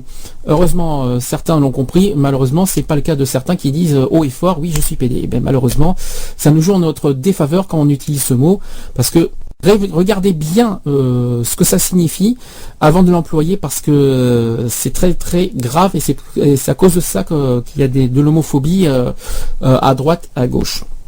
Ça c'est dit. Et sur les pancartes, oui, voilà, sur les pancartes, quand ça va être pareil pour la PMA, je suppose, pour l'adoption c'était pareil. Voilà, ils ont essayé de protéger les enfants, c'est bien, mais voilà, d'une manière, je sais pas comment expliquer, mais je suis désolé, je suis un peu en colère, donc c'est pas facile d'en parler comme ça, mais je sais pas ce que vous en pensez, vous, personnellement, si vous avez quelque chose à me dire. Allez-y, c'est le moment, hein, même si je sais qu'on vous a beaucoup bassiné sur ce sujet, mais allez-y, quoi, lâchez-vous, c'est le moment. Si vous avez un cri de colère à faire passer, un message à faire passer, c'est le moment, allez-y, passez en direct à la radio, mettez-vous en avant, allez-y gaiement. Je suis un peu fatigué, mais je vais y arriver. Alors, j'ai pas fini. Je voudrais aussi vous faire passer un autre truc sur le mariage pour tous. Et je sais pas si vous avez entendu parler des propos de Alain Delon, c'était sur France 5 il n'y a pas très longtemps. J'aimerais que vous écoutiez directement des propos qu'il a fait à la télévision. C'était il y a 10 jours. Allez, à tout de suite. Où c'était l'homme idéal d'une autre époque, d'une autre génération. C'est l'homme idéal au fil des âges. Mais l'homme change. Vous disiez cet été, il n'y a plus de mecs. Maintenant les hommes vous existent. avez lu ça dans le Figaro Magazine. Ça me fait plaisir. Parce que les femmes sont devenues des hommes, disiez-vous. Qu'est-ce que ça signifie devenir un homme ? Non, mais il n'y a plus de différence, il n'y a plus de respect maintenant. Moi, je suis désolé de le dire. Moi, j'ai rien contre les gays qui se mettent ensemble, mais je veux dire. Si vous disiez que c'était contre nature, c'est quand même une manière de parler. C'est contre nature. Moi, je suis désolé, c'est contre nature. On est là pour aimer une femme, pour corpiger une femme, pour faire draguer un mec ou se faire draguer par un mec. C'est autre chose. Et alors devenir un homme, c'est faire l'armée. Devenir un homme, dans votre définition de l'homme, comment diriez-vous ? Non, j'ai pas dit ça. J'ai dit je dois tout à l'armée. Ouais. C'est tout à fait différent. Moi, j'ai fait l'armée, je suis parti en Indochine à 17 ans. Et j'étais en Indochine à 17 et à 18 ans. Et j'ai tout ce que je suis après, tout ce que j'ai fait, tout ce que je suis devenu, je le dois à l'armée. Ça emmerde beaucoup de gens. Ce vieux con qui parle, ça emmerde beaucoup de gens, mais c'est comme ça, parce que j'ai appris la discipline, j'ai appris le respect, j'ai appris la considération, j'ai appris toutes les choses qui ne s'apprennent plus maintenant, et que s'il y avait encore de l'armée, comme s'il y avait encore la majorité à 21 ans, ils n'iraient pas tous se calmer, fumer des machins dans tous les coins, etc. etc. Je tiens à préciser que ce que vous avez dit tout à l'heure sur l'union contre nature a enflammé Twitter. Beaucoup de gens réagissent, alors on va pas refaire le débat là-dessus, mais comprenez que ça puisse choquer, que vous disiez que l'homosexualité est contre nature. Qu'est-ce qui a choqué? Que vous disiez que l'homosexualité est quelque chose de contre nature. Même votre fille a semblé surprise d'ailleurs. Non mais tu dis pas que l'homosexualité est contre nature. Quoi? Tu dis pas que l'homosexualité est contre nature, c'est peut-être plus le mariage, mais pas J'ai l'union. jamais dit l'homosexualité. J'ai dit moi qu'ils se marient entre eux, je m'en fous complètement. Ce que je ne veux pas, c'est qu'ils adoptent. C'est l'adoption. Voilà, terminé. D'accord. Bon, écoutez, on ne va pas refaire le débat, mais en tout cas, c'est bien de le préciser. Voilà, donc c'était les propos de Alain Delon, et à la fin vous avez entendu sa fille Anouchka Delon, donc qui a été très surprise des propos de son père, normalement qui n'est pas contre l'homosexualité mais contre l'adoption. Bon, de la dire que c'est contre nature, je suis désolé, est-ce que c'est homophobe? Merce, personnellement, il dit qu'il n'est pas contre l'homosexualité, mais je suis désolé. Quand on dit que c'est contre nature, ça reste homophobe, et on peut pas dire qu'il est pour l'homosexualité en général, quoi, en gros. Et il y en a d'autres comme ça, il y en a eu plein d'autres, des propos comme ça, des gens qui ont dit comme ça. Alors, je vous épargne Frigide Barjot quand même, parce qu'on vous a bassiné avec elle. J'ai entendu un reportage, alors c'était un interview, alors quelqu'un que je n'aime pas du tout, je vous dis franchement, il a des propos tellement hard, mais quand même que je vais vous faire partager. Je vous laisse écoutez, faire votre propre opinion là-dessus. C'est sur Éric Zemmour qui parlait du mariage. C'était il y a 4 mois à peu près, je pense. C'était sur une radio. Écoutez ce qu'il dit. Là aussi, ça promet. À tout de suite. Lobby gay, je dis bien lobby gay parce que pour ne pas mettre tous les homosexuels dans le même sac, ce serait ridicule. Je connais beaucoup d'homosexuels qui ne veulent absolument pas se marier, et je connais beaucoup d'homosexuels qui sont contre ce projet. Moi je connais beaucoup d'hétérosexuels aussi qui ne veulent pas se marier. Qui veulent pas se marier. Ah oui, bien sûr. C'est facile, la moitié des familles. Donc c'est pour ça que je dis, comme le modèle est déjà en explosion, il faut l'achever. C'est ça le but. Le but, c'est ça. C'est bien montrer que l'hétérosexualité n'est plus la norme. Revois tous les textes du lobby gay, c'est exactement ça. C'est bien montrer qu'il n'y a plus de normes, qu'il n'y a que comme ça, le genre, la théorie du genre, chacun choisit sa sexualité. Sauf que c'est pas ça avec les enfants, c'est pas ça avec la famille. Parce que derrière l'histoire du mariage, donc tu as raison, tout le monde se fout en vérité. Derrière le mariage, qu'est-ce qu'il y a? Et c'est ça qui t'embête. Il y a la PMA, et il y a la GPA, la procréation médicale assistée, et la gestation pour autrui, c'est-à-dire les mères porteuses. Inéluctablement. Non, qui ne sont pas dans le projet de loi actuel. Non mais attendez, l'autre. Là, on va arrêter l'embrouille. Ok? En 98, on nous a fait déjà l'embrouille avec le Pax. Madame Guigou est montée à la tribune solennelle et elle a dit jamais il n'y aura le mariage. Parce que le mariage, c'est le lien à la filiation, aux générations précédentes, etc. 15 ans plus tard, Madame Guigou vient, la gueule enfarinée, et dit ah oui mais vous comprenez, il fallait pas le dire parce que la société n'est pas prête. Donc là, on nous fait le même coup 2 fois. Après, on va nous dire dans quelques années, dans quelques mois, ah mais la société est prête, ça y est. Domenac va dire mais vous voyez, ça se passe très bien. Et hop, on va nous enfiler la PMA, et puis ensuite les mères porteuses. Tu vas être surpris. Monsieur Berger, le maître de tout ça. Monsieur Berger. Le maître de tout ça. Oui, le maître de tout ça, oui, qui finance depuis 20 ans tous les groupes qui s'agitent depuis 20 ans. Vous parlez de Pierre Berger, hein? Pierre Berger, absolument. Je dis le maître de tout ça. Qu'est-ce qu'il dit? Il dit, je ne vois pas la différence, c'est scandaleux, c'est une discrimination honteuse. Il y a la même chose que de prêter ses bras. Les ouvriers donnent leurs bras dans les usines et les femmes donnent leur ventre pour faire des enfants. Mais c'est kiff-kiff tout ça, voyons. C'est la même chose, monsieur Domenac. On peut vous répondre? On peut me répondre. Allez-y, Nicolas. Et là-dessus, c'est amusant quand on même. peut me répondre là-dessus, Domenac. Oui, là-dessus. Alors, d'abord, attends. Non mais on se défile pas. On parle pas d'égalité, de baratin, de famille qui est morte, etc. On vient sur le sujet. Tu nous expliques que j'aurais dit qu'on était au bord de la faillite. Mais c'est ce que tu as expliqué. Le modèle est mort, donc il faut le tuer.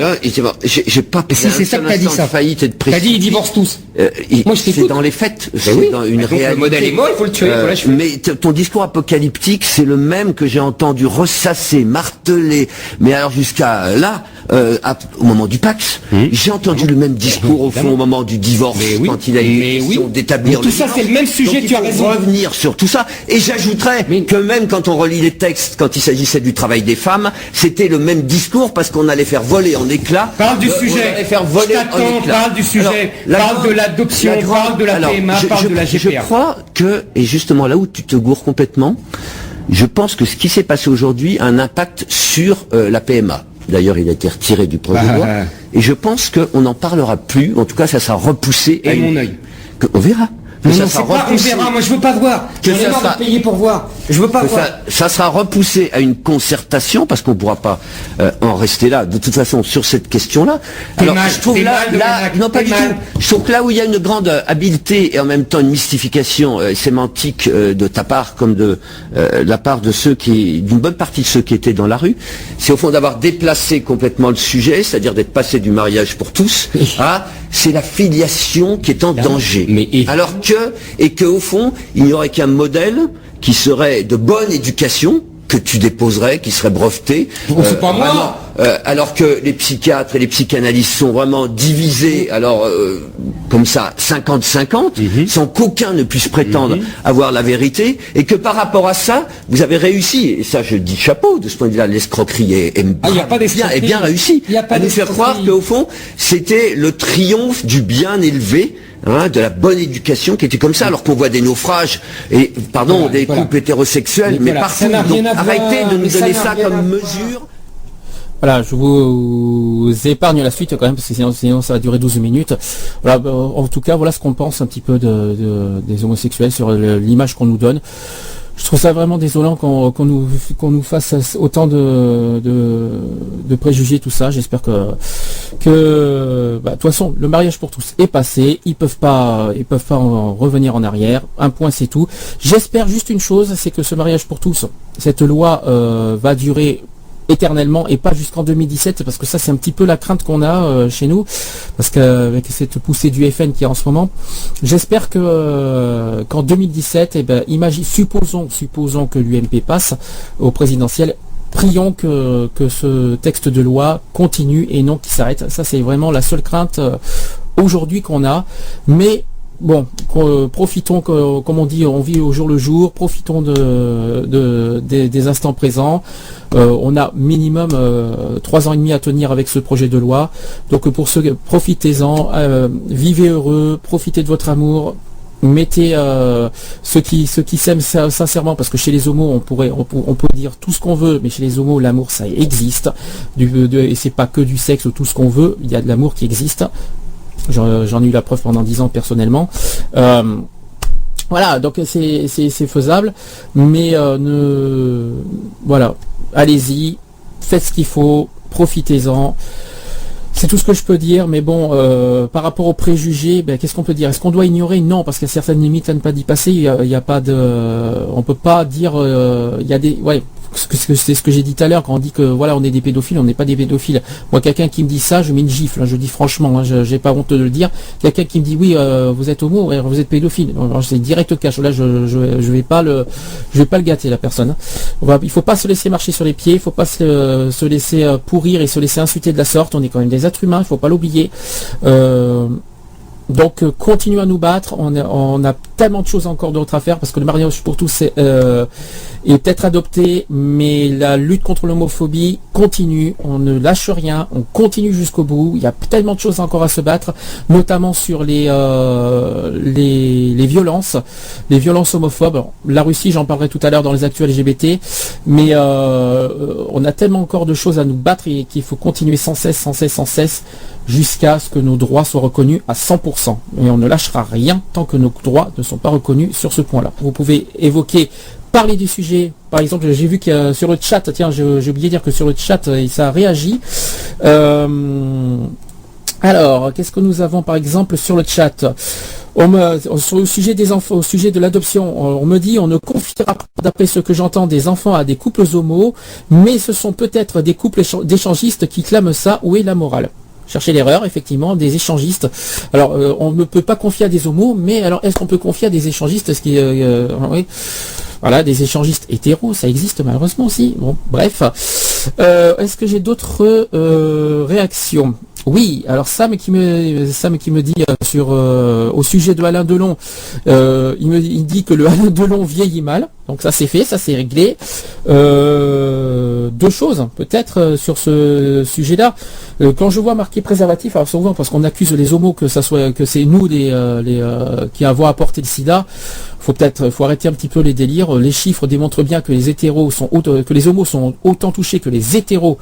Et vice-versa sur le sida. On va en parler le 1er décembre prochain quand on fera pas le 1er décembre, mais le début décembre prochain sur la journée mondiale du sida, journée internationale de lutte contre le sida pour être exact.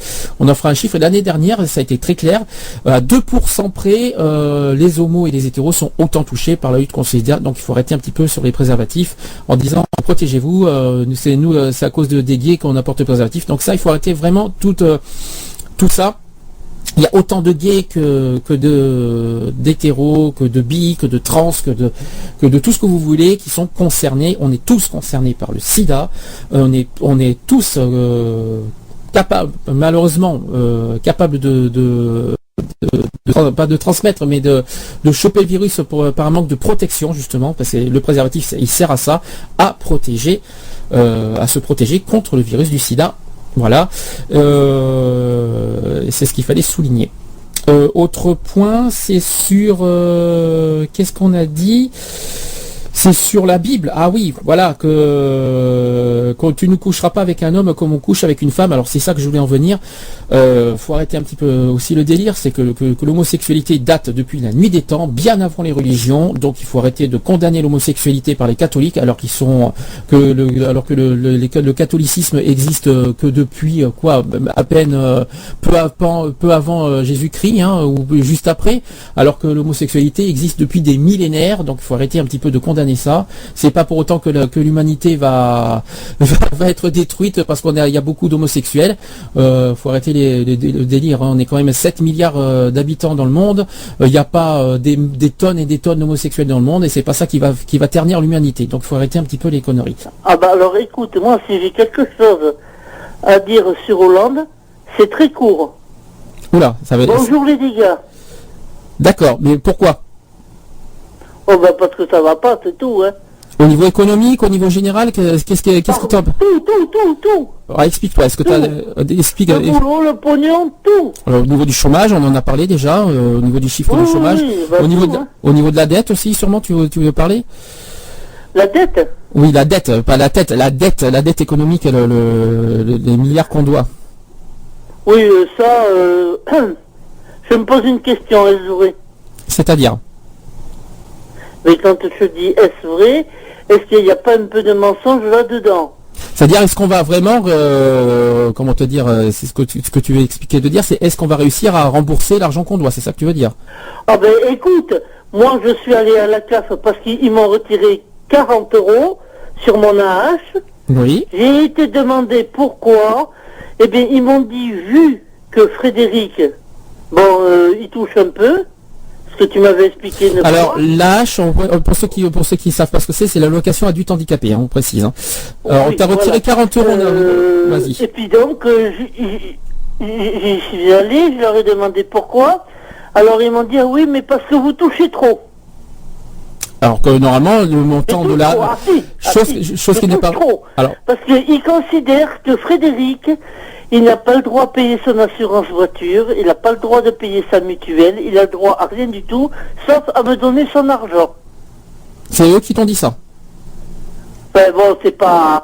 C'est la CAF qui m'a dit ça. Oui, mais la CAF n'a pas à dire ça. Du moment qu'il gagnait 450 € par mois, c'est... comme si moi j'avais 450 € de plus. Bon, mais moi il y a quelque chose que je n'avais pas compris. Du moment que Frédéric habite que chez moi, il doit me donner 100 pognon. Ouais, mais il y a quelque chose que je comprends pas, je sais pas si tu m'entends bien. On en avait parlé au téléphone la dernière fois, c'est que normalement le montant de la hache est fixe et la CAF n'a pas à toucher à la hache. Eh bien, soi-disant que si, ils ont le droit maintenant. D'accord, ben ça c'est nouveau, c'est nouveau. Ils ont le droit. C'est-à-dire que si t'arrive un problème, ils ont le droit de te retirer de l'argent comme dans... D'accord.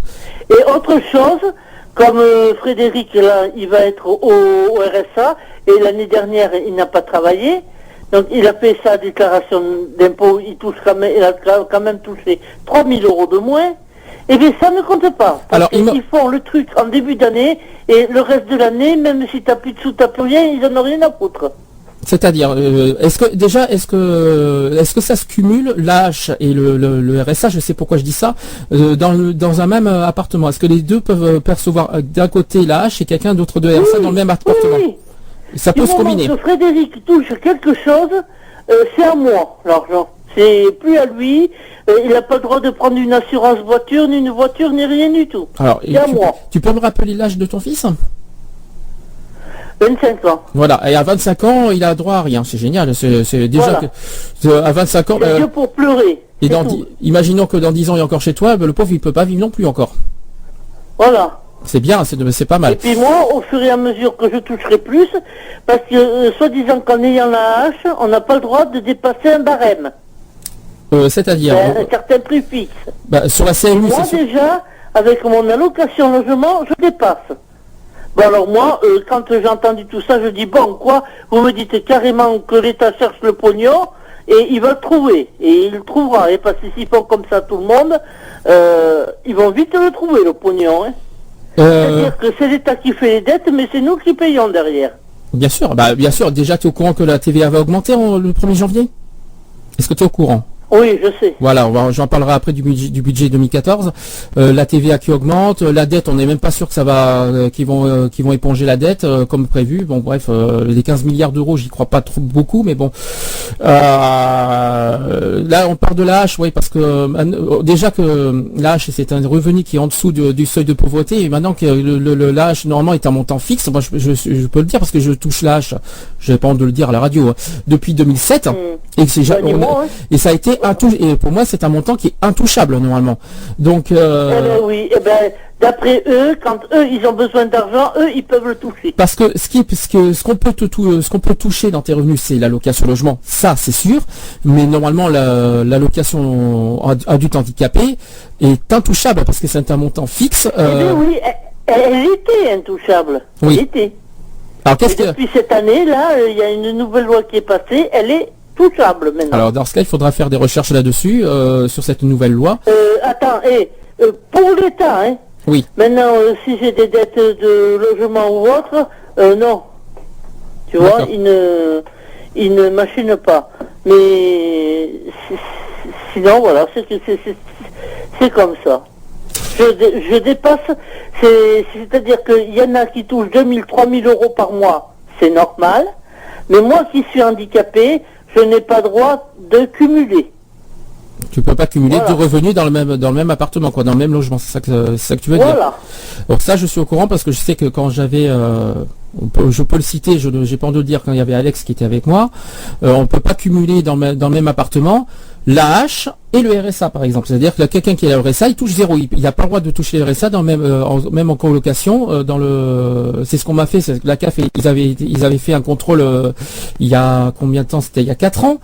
Et je me souviens qu'ils ont dit non, désolé, vous pouvez pas avoir l'AH et lui le RSA. Il faut pas être déclarés ensemble. Ah bon, d'accord, de mieux en mieux. Alors qu'en gros, ne vivez pas en couple. C'est pour ça que bon, le RSA est à 400 et quelques euros. Alors il a. Vu que je touche moi, l'adulte handicapé et tout, ça va encore baisser pour lui. D'accord. Son RSA, il va toucher 3 fois rien. D'accord. Voilà, parce que pour eux, 2 personnes qui s'emmerdent, qui n'ont pas de pognon, n'ont pas le droit d'aller à plus de 1000 euros, alors qu'il y en a qui en touchent 3000. Voilà. 3000. C'est bizarre, mais il faudra qu'on trouve cette histoire parce que moi je suis assez surpris de la nouvelle, qui est une nouvelle loi. C'est une loi que j'ai pas entendu parler. Je sais pas d'où elle sort, mais. Tu vois, ni moi. Donc j'aimerais bien la voir cette loi. Donc si on arrive à trouver, si quelqu'un qui nous écoute pourrait nous parler de cette loi, si vous en avez entendu parler d'une loi comme quoi maintenant les revenus, les faibles revenus, bon, le RSA oui c'est touchable. Je sais que les RSA peuvent être touchés, mais je savais pas que l'allocation handicapée pouvait être déductible. Enfin qu'on pouvait toucher à ça, alors que c'est censé être un montant fixe. C'est pour ça que ça me surprend. Est-ce que par contre, si Frédéric, bon, parce qu'il va faire une demande de RSA là. ce mois-ci. S'il le touche, moi, je retoucherai mon allocation adulte handicapé entière. Mais lui, il touchera moins de pognon. Voilà, c'est ça, c'est ce qui me Donc ça semblait. revient exactement au même. C'est-à-dire, vous êtes dans la misère, dans la merde, et bien restez-y. Voilà. C'est un petit peu ce qu'on t'a fait comprendre comme message, en clair. Oui, voilà, moi, c'est ce que je perçois comme message, hein. D'accord. D'ailleurs, parlons-en de la misère, parce que dans un mois, c'est la journée mondiale contre la misère.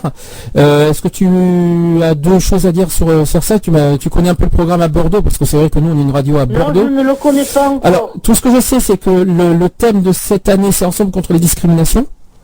Ça, ils se rapportent sur le thème de l'ONU, si je me trompe pas, et que cette année, le thème c'est sur les discriminations sociales, si je me trompe pas.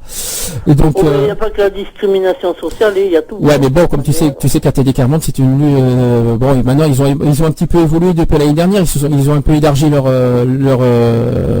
Moi, j'ai l'impression. Bon, Sarkozy, c'est vrai qu'il a fait augmenter rapidement quand même l'âge, hein, mais moi, j'ai l'impression que ils aiment que les personnes s'enterrent. Plus ils s'enterrent, plus ils sont contents. D'accord. Voilà. Ouais. Alors c'est pour ça, quand je vois Marine Le Pen, hein, eh ben, excuse-moi, je dis bonjour ma chérie, la prochaine fois mon vote c'est pour Alors toi. ça tombe très bien, tu fais la transition. On va en parler dans ce cas. Si tu veux rester avec moi, c'est comme ça. Si tu peux, ça va physiquement, tu tiens le coup. Ça va pour l'instant? Oui, ça va. Justement, parlons-en du Front National. C'est un petit peu le sujet, on va dire, hard et un petit peu cru que je voulais parler aujourd'hui, parce que tu l'as vu ce chiffre cette semaine? Est-ce que tu es tombé sur le chiffre? Alors, figure-toi que 34% des Français se sentent concernés par les idées du FN. Est-ce que tu étais au courant? Est-ce que tu l'as vu ce chiffre? Il est concerné par quoi? Par les idées du Front National. 34% des Français. Est-ce que tu l'as vu ce chiffre? Non, moi, ce qui m'a choqué, c'est que on m'a toujours répété que ah mince, ça y est. Marine Le Pen et tout ça, que si on votait pour elle, c'était la guerre, et tu as vu ce que François Hollande a failli faire? On a failli avoir la guerre, nous aussi. Mais là tu parles de... Ah oui, alors qu'on ne dise pas que ça vient que du Parti communiste ou du Front National. Hein, on l'a raté de peu la guerre. Hein. Tu parles de la guerre de Syrie, je suppose. Oui. D'accord, mais ça, c'est pas du tout le même sujet là. Moi, tu sais, hein, l'un dans l'autre, je préfère Marine Le Pen, elle est plus souriante, elle est plus rigolote. Oui, mais elle est surtout stratégique à mon goût, parce qu'elle est très très forte là-dessus. Mais c'est très bien comme ça. Oui, mais elle est très très stratégique. Elle cherche à, si tu préfères, à choper des pourcentages des Français pour le Front National. Mais on sait très très bien comment est réellement le parti dans le fond. On le sait très bien. Non, moi qui m'excuse, on aurait toujours dit Parti communiste. Si tu votes pour eux, c'est la guerre. Bon, ok. On m'avait dit si tu votes pour eux, pour le Front National, je crois que c'est pareil, c'est la guerre. Et là, qu'est-ce qu'on voit? François Hollande, c'est tout juste s'il n'a pas décidé tout seul qu'on parte en guerre avec la Syrie. Alors écoute, hein, moi...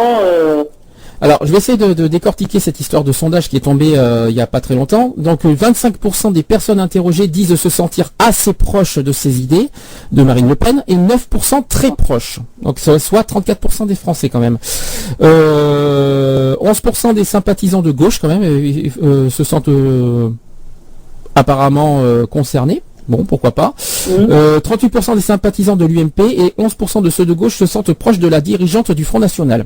Quand même. Et pour 60% des sondés, Marine Le Pen veut vraiment changer les choses. Eh ben, punaise. Oui, bon, mais oui, mais peut-être que ça ne contentera pas tout le monde, là, hein. Ben, en tout cas, moi... Oui, parce que moi, j'avais entendu une fois, on avait reçu des tracts et tout, où j'habitais avant, elle veut foutre tout le monde dehors, hein. Oui. Les Français en France et les autres ailleurs, hein. Oui, tout à fait. Donc, du nettoyage par vide, comme je dis, non. Ça c'est dit. Donc, alors, ensuite... bon, je vais te dire, si on est endetté comme ça, c'est pas, il faut pas qu'ils se mettent ça dans la tête, c'est pas la faute aux gens. Je pense que c'est la faute à l'État qui gère mal, c'est tout. Tout à fait.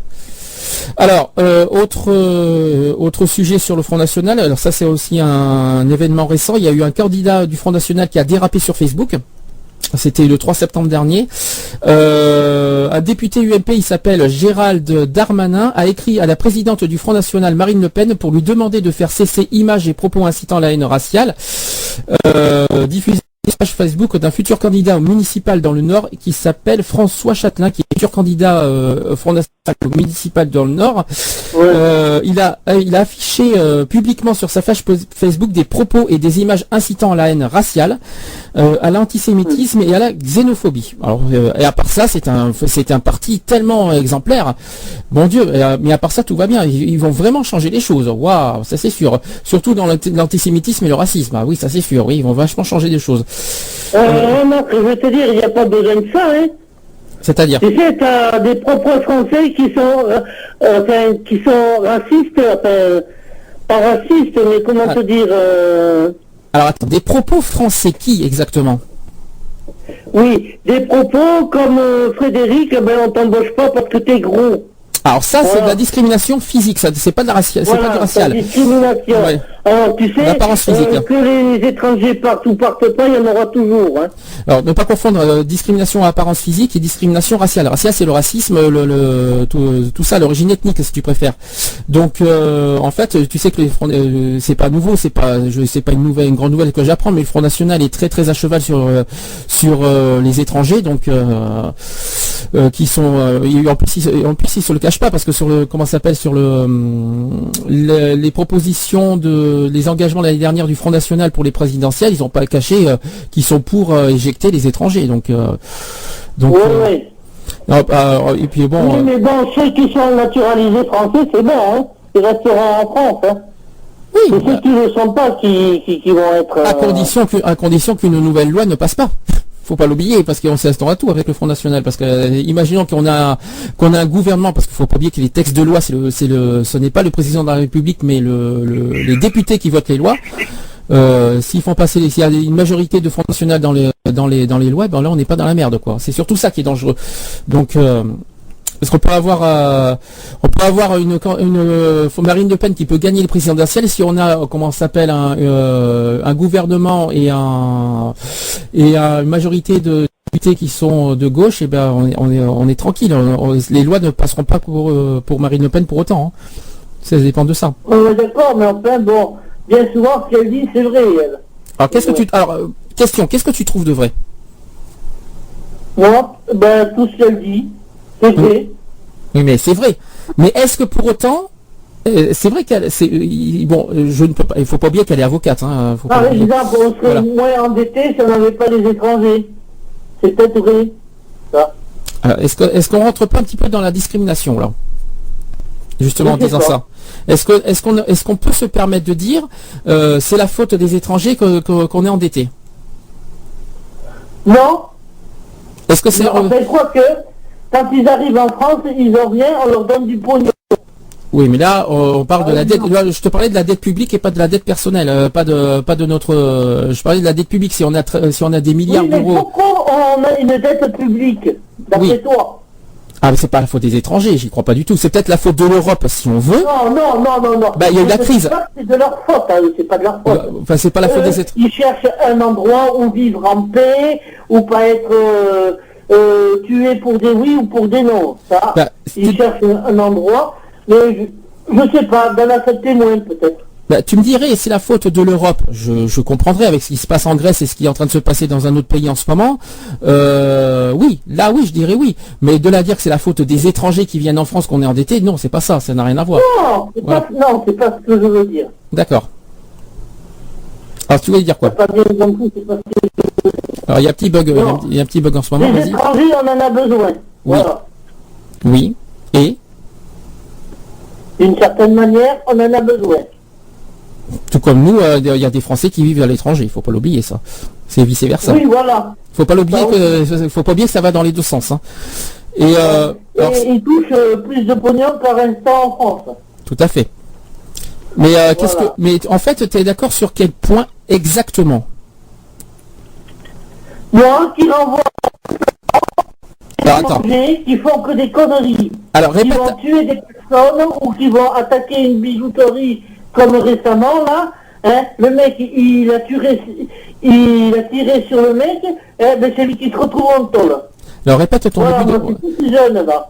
Alors répète ton début de phrase parce qu'on a eu un bug au début. Tu as eu un bug sur ton début de phrase. Tu disais quoi exactement?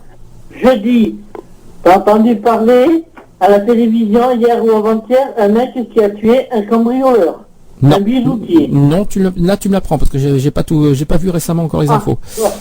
Eh bien, malheureusement, il a tiré sur le mec, il a tué. Eh bien, c'est lui qui est condamné. D'accord. Moi, je suis pas d'accord. Donc là, c'est une... Moi, le mec là, nous qui fait rentrons... ça, je le prends, je le remets à la frontière de son pays. Ben là, nous rentrons dans le domaine de l'injustice, plutôt. Si tu vois ce que je veux dire. Oui, mais c'est pareil, hein. Ah, c'est pas tout à fait la même chose, on n'est pas dans le même sujet. Non, parce qu'ils vont en prison, ils sont logés, nourris, habillés, blanchis, et qui s'équiper. D'accord. Bah c'est nous. D'accord. Ok. Qu'est-ce que je voulais dire? Justement, j'en parlerai plus longuement la semaine prochaine parce qu'aujourd'hui on a beaucoup de sujets. Sur la guerre de Syrie, est-ce que tu veux dire de petits mots là-dessus? Ce qui se passe en Syrie? Ben, que c'est malheureux pour les gens qui s'y trouvent. Qu'est-ce que tu veux que je te dise, moi? Est-ce que tu y crois à une troisième guerre mondiale? C'est bien parti. C'est bien parti, hein, je trouve. Hollande et puis les Américains s'y mettent, je pense, oui. Ben, est-ce que tu trouves que la Russie a raison sur leurs propos? Est-ce que Poutine a raison sur ce qu'il dit? Ben, s'ils peuvent s'arranger autrement qu'une guerre, oui. Parce ça fera moins de morts. Parce que là, c'est vrai que ce qui se passe entre la Russie et les États-Unis, ça chauffe réellement là. Donc, c'est en train de sérieusement prendre une option grandissime. Là, on attend les résultats, tu sais, des composants chimiques de lundi. Là, on va attendre ça. Ouais. Je pense que tout va dépendre de ça. Attends, c'est peut-être pas El Sadat ou je sais pas quoi là. Oui. Qui a envoyé la bombe. Oui. Oui. Et pourquoi peut-être des gens autres que lui, on l'accuse à lui parce que bon, il a machiné des menaces et tout, mais c'est peut-être pas lui qui a envoyé la bombe. Alors d'après toi, c'est qui les fautifs? C'est peut-être les rebelles qui l'ont envoyé ou quelqu'un d'autre. D'accord, c'est possible. Pour toi, pour avoir une preuve à 100% que c'est lui, jamais ils pourront le prouver. Voilà, de toute façon, la première option qu'ils voient, ils vont d'abord savoir ce qu'il y a comme composants chimiques dans les bombes pour l'instant. Si c'est nucléaire ou pas. Si c'est nucléaire, je peux dire que ça risque de barder. J'ai un petit peu peur du résultat. De toute façon, on en parlera beaucoup la semaine prochaine de tout ça, parce qu'aujourd'hui, j'attendais plutôt qu'on ait les résultats lundi de ces composants. Pour l'instant, c'était un peu frais pour en parler. Mais personnellement, je crains un petit peu plutôt l'entente la mésentente plutôt entre la Russie et les États-Unis. Ça a l'air un petit peu chaud bouillant, je veux dire. Donc c'est plutôt ça qui me fait un peu plus peur qu'autre chose, on va dire. C'est un petit peu chaud. Oui, mais pourquoi? Parce que les États-Unis ne peuvent pas prouver à 100% que c'est le Sadat, je crois qu'il s'appelle, je sais pas quoi, qui a envoyé la bombe. D'accord. Ça peut être simplement un rebelle qui l'ait trouvé, qui l'a envoyé pour l'accuser et pour autre chose. Faut rappeler, concernant François Hollande, il faut rappeler que lui, sa décision, c'est qu'il attend les résultats de lundi, hein, des composants chimiques, et à ce moment-là, il prendra une décision. Donc là, je pense qu'il a pris une décision juste. Personnellement, je trouve ça normal. Oui. Maintenant. Non, parce que, comme je dis, à force de vouloir descendre tout le monde, c'est lui qui risque de se faire descendre. Alors, la question qu'on se pose, supposons que dans les composants chimiques, il y a du nucléaire. Qu'est-ce qui va se passer? Quelle sera la conséquence? D'après toi? Ça va éclater. C'est une guerre mondiale. Voilà. Là, il faut s'y attendre au pire. Et nous qui sommes au milieu, en plus, on est bien. On est vachement bien placés, en plus, entre les États-Unis et la Russie, à moins qu'ils passent par la Chine, mais j'y crois pas du tout. Qu'est-ce qu'il a été faire Hollande de s'en mêler? C'est une guerre civile. Eh ben, ils se démerdent entre eux, c'est tout, hein. Pour toi, tu trouves que la France n'avait pas à se mêler de ça? Non. Pourquoi? Absolument pas. Alors pourquoi on n'avait pas à se mêler de ça? Surtout qu'il accuse le mec de crime contre l'humanité, alors qu'ils sont pas sûrs, ils seront jamais sûrs à 100% que c'est lui qui a fait ça. Mais pourquoi on n'a pas à s'en mêler? jamais sûr. Parce que bien sûr qu'ils vont retrouver des machins, des trucs, comme partout, quand il y a une guerre chimique, ils vont retrouver. Mais jusque-là, aller dire que c'est lui qui l'a envoyé, ou alors il faudrait qu'un proche vraiment dise que c'est lui, quoi, voilà. Alors sur le chat ça réagit, on nous dit que c'est du chimique qu'ils cherchent dans la bombe. Oui, c'est tout à fait ce que je viens de dire, c'est des composants chimiques et qu'on attend les résultats lundi. Alors il faut prier. Oui, parce que ça ne veut pas dire que ce soit lui qui l'a envoyé. Hein. Ah non, oui, parce que supposons qu'il y a des armes chimiques dedans, on ne connaît pas qui est le coupable. C'est ça le problème aussi. Donc voilà. ça, il faudra faire très attention à ça. Que c'est lui. Il ne peut pas l'accuser de crime contre l'humanité tant qu'ils ne sont pas sûrs à 100%. Bah, il faut des preuves surtout. Il faut trouver des preuves comme qui c'est qui a jeté, qui c'est qui a lancé ces armes. Donc surtout qu'on sait qui possède des armes nucléaires, c'est l'Iran. Alors, est-ce que l'Iran n'est pas concerné là-dedans? Donc, je dis peut-être une bêtise, mais bon, l'Iran n'est pas non plus étrangère à tout ça. Donc, on sait que l'Iran possède des armes nucléaires. Quoi qu'on dise, c'est la merde. Voilà. C'est quoi? C'est la merde. On y est. Eh bien, on est en plein dedans. Cette prévision de troisième guerre mondiale, eh ben, on y est. En plus, on nous a prévu entre la Russie et les États-Unis, on y est, ben on est en plein dedans, tout va bien, c'est génial, tout y est. On a tous les trucs, toutes les options dedans, c'est génial. J'espère surtout que ça va pas se passer, parce que alors là, si ça se passe, ça c'est fini. Là, les ententes entre pays, c'est fini. Alors déjà qu'on est en crise au niveau économique, alors là, ça serait vraiment catastrophique. C'est la troisième guerre mondiale, c'est la fin de tout, là, je pense. Hein. Là, on perd tout. Alors là, la crise, on la surmontera plus jamais. Hein. Donc, moi, ce que je crains, c'est les conséquences de cette guerre, quoi. Donc, parce que tous les autres pays sont contre, apparemment. Hein. J'avais une carte. Il y a l'Afrique qui est contre, la Russie qui est contre, et l'Amérique du Sud qui est contre. Et ceux qui sont pour, c'est les États-Unis, l'Europe, c'est-à-dire l'Allemagne, nous, enfin toute l'Europe. Oui, non. Si, il y a. Soit disant que à part les Français, dans l'Europe, personne n'a dit oui encore. Ah si, parce que j'ai vu les couleurs et apparemment l'Europe est dans la même couleur. Donc je sais qu'il y a l'Amérique du Sud, l'Afrique et la Russie qui sont complètement contre. Ça, c'est du sûr et certain, par contre. Donc après les États-Unis, l'Europe, et je sais par contre, j'ai pas fait attention pour la Chine. Je sais pas je connais pas la couleur au niveau de la Chine. Par contre, je crois qu'ils sont rouges, la Chine. C'est-à-dire qu'ils sont avec la Russie. Donc là, ça serait une catastrophe là. Donc oui, ça. Je me demande pourquoi ils demandent pas aux gens justement s'ils sont pour ou contre. Voilà. Ils sont pour ou contre. Oui, tu veux dire qu'on fasse un référendum. Toi, tu serais partant pour qu'on fasse un référendum sur ça. C'est pas une mauvaise idée, ça. Ça serait pas une mauvaise idée, je trouve. Moi, je trouve que c'est une bonne solution. Moi, j'écoute les informations. T'en as beaucoup qui sont pas d'accord. Hein. Ouais, c'est pas énormément. Hein. C'est pas bête. C'est vraiment. Moi, je dirais que c'est une bonne idée. Voilà. Si vraiment Hollande veut faire la guerre à la Russie, pas à la Russie, à la Syrie, eh bien on l'expédie là-bas. Il fera la guerre tout seul. Alors apparemment l'Angleterre serait contre la guerre. Alors, je ne sais pas. Oui, il y a plusieurs pays européens qui sont contre. Hein. Non, parce que j'ai vu une carte avec les couleurs, c'est tout frais. Et j'ai vu que je sais pas si je l'ai sur moi cette carte au niveau de la Syrie, parce que j'avais prévu d'en parler que la semaine prochaine. Voilà. En tout cas, on m'a dit sur le chat que l'Angleterre est contre la guerre. Donc tout comme la Russie, l'Afrique et l'Amérique du Sud. Voilà. Donc par contre, le référendum, c'est une bonne idée. Je trouve que c'est une bonne solution. Ça ne veut pas.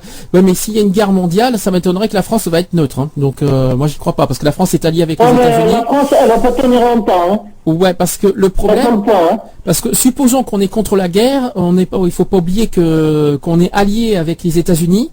Donc si les États-Unis, On peut être contre une guerre, hein. Les États-Unis. C'est pas parce que les États-Unis ont fait la guerre que ça y est, moi je vais partir en guerre, hein. Forcément, moi je dirais, je pars sur la logique des choses. Hein, oui, hein. Donc, ouais, mais c'est pas. C'est pas obligatoire, hein. Ouais, mais c'est pas parce que nous, les Français, on n'est pas d'accord que le pays va pas suivre les alliés, parce que si on perd les alliés, les États-Unis, on perd tout. Alors, mais je suis contre la guerre aussi. Je suis d'accord. Hein, moi, je suis, c'est clair, net et précis. Je suis complètement contre aussi. Et le coup du référendum, je trouve que c'est une bonne idée. Il devrait peut-être, quand on aura les résultats lundi, qu'on nous propose aux Français, est-ce que oui ou non, ça m'étonnerait qu'il y ait plus de pour que de contre. J'y crois pas. Hein. Donc ça parle derrière. Je vois. Ça se voit qu'on est en direct et qu'on est en live et qu'on est le plus naturel possible. C'est ça qui est bien. Ça va? Ouais. Bien, toujours sur ton ordinateur? Là, je suis en train de m'arracher les doigts, là. Alors, je précise que là, c'est Frédéric qui nous parle. Hein, c'est le fils de GG. Tu veux dire d'autres petites choses ou pas? Non? Non. Non, ça va, tout va bien. Bon, en tout cas, le petit coucou, ça fait plaisir. Bien, de toute façon, on va tous mourir sur la fin du monde. Voilà. Toi, tu vas jusque là, toi. Toi, la fin du monde, dans quel sens du terme, phénomène naturel ou la guerre mondiale? De toute façon, c'était prévu. Alors que ça, là en l'autre, c'est pareil. Hein. D'accord, parce que le phénomène naturel, on n'y est pas encore, c'est en 2032 maintenant. Donc. Parce que moi, je me rappelle, il y avait un mec qui avait prédit la Troisième Guerre mondiale. C'est ça. Il a dit qu'elle serait courte, mais qu'il y aurait énormément de morts. Et de dégâts. Je pense que le dégât va être économique, moi, de cette guerre. Hein. Non, pas le dégât économique. Parce que moi, je pense qu'il y en a qui doivent cacher leurs espèces de bombes, là. Et ils vont tout envoyer, et puis tu vas voir ce que ça va faire. Alors, elle sera courte, la guerre, parce que, comme on dit, faute de combattants, on arrête la guerre, hein, quand il n'y a plus de combattants. Et moi, ça va se passer comme ça. Hein. D'accord. Et à savoir qui va attaquer qui va attaquer quoi, est-ce qu'on va être attaqué? C'est bon, je pense que 2 guerres mondiales, ça nous a suffi en France, pas une 3e si c'est possible. Apparemment, non. Hein. Je pense pas que c'est chez nous qu'on va éclater, parce que c'est bon, ça nous a suffi, je pense. Hein. Donc. J'en ai plus lire, si tu veux. Ouais. Alors, est-ce que tu veux rajouter, est-ce qu'il y a un sujet que tu veux parler, vite fait? Non. Ou est-ce que tu veux attendre la semaine prochaine pour la suite? Oui, tu me diras ça, quoi. Non, à la limite... Moi, j'ai rien préparé, puis en ce moment, comme je dis, la santé va pas et tout m'énerve. D'accord. Quand je vois tous les gens qui sont là, se laisser faire, putain, je leur foutrais un coup de pied au cul, moi je leur dirais allez-y, putain. Ça, au moins c'est dit, c'est fait. C'est ça qui est bien, on est naturel dans cette émission, c'est ça qui est bien, on est nous-mêmes. Écoute, dans ce cas, ce que je vais faire, c'est que je vais te laisser. Si t'as un autre sujet qui te vient en tête et que tu as envie d'en parler, tu me fais signe. Ça te va? Ouais, c'est bon pour le moment. D'accord. Écoute. Tu veux... Moi je dirais simplement aux gens qui nous écoutent, qui disent aux autres de se bouger le cul. C'est-à-dire? De bouger là, au lieu d'attendre. D'accord. Moi j'ai l'impression que les gens, ils attendent que ça leur tombe sur la tête. Et puis là, une fois ça on sera tombé sur la tête, ils demanderont d'où ça vient. Qu'est-ce que je disais tout le temps? On ne sait pas comment il fait demain. Ça peut nous tomber dans la figure du jour au lendemain. Les gens se croient invincibles, invulnérables, alors que demain, boum, n'importe quoi peut nous arriver. Il faut pas l'oublier. Ouais. Et ça, il faut que chaque personne le comprenne et le mette bien ça dans le crâne. Retrouvez nos vidéos et nos podcasts sur www.equality-podcast.fr. Choisis pas sa couleur de peau, encore moins les tourments ou hétéros. Qui sommes-nous pour juger ce qui est bien ou mal? Disons pas que chaque homme est égal. On ne choisit pas sa couleur de peau, encore moins les tourments ou hétéros. Qui sommes-nous pour juger ce qui est bien ou mal? Disons pas que chaque homme est égal. Voilà, c'est fini. À très bientôt.